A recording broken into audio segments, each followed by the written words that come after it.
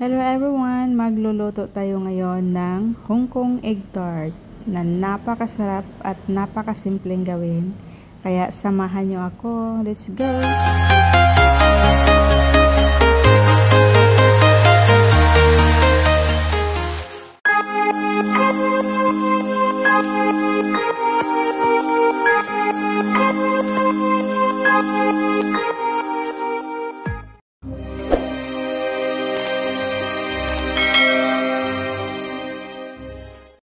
In a bowl, isift natin yung ating cake flour, icing sugar, and salt.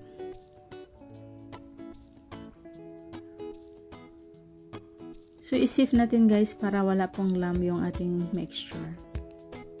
In a bowl, so i-separate natin yung ating egg white at saka yung egg yolk. Kasi ang need lang natin dito is yung egg yolk lang po.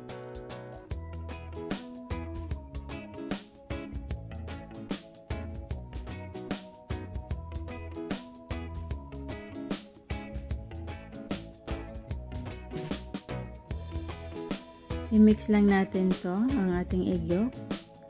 At ito yung ating flour mixture. Ilagay natin yung ating butter. So, ihalo lang natin konti. At kukuha tayo ng 2 tablespoon na egg yolk.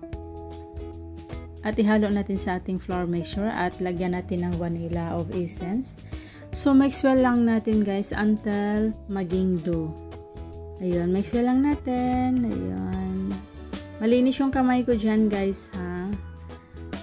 Ayun, dough na po siya. So, ang gagawin natin, balutin natin ng cling wrap at ilagay muna natin sa fridge for 30 minutes at gagawa tayo ng custard filling. So, nilagay ko na po yung ating warm water and sugar. So, mix well lang natin until mag-melt yung ating sugar at palamigin ng saglit at ilagay natin yung salt.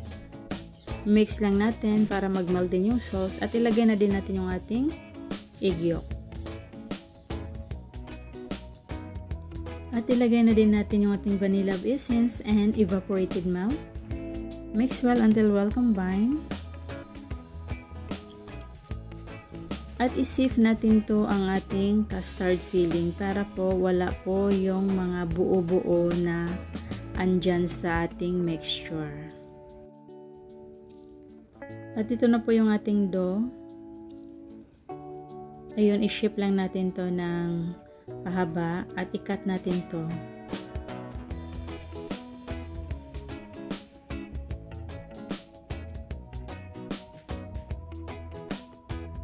So, ito po yung molds ko. Dito natin ilagay ang ating dough.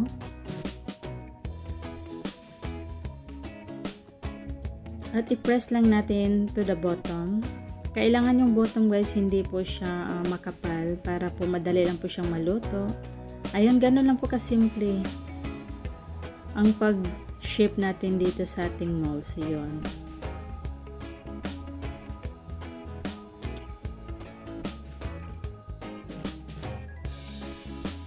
Yun, butasan lang po natin ng konti ang ating dough. At ngayon, ilagay na natin ating custard filling.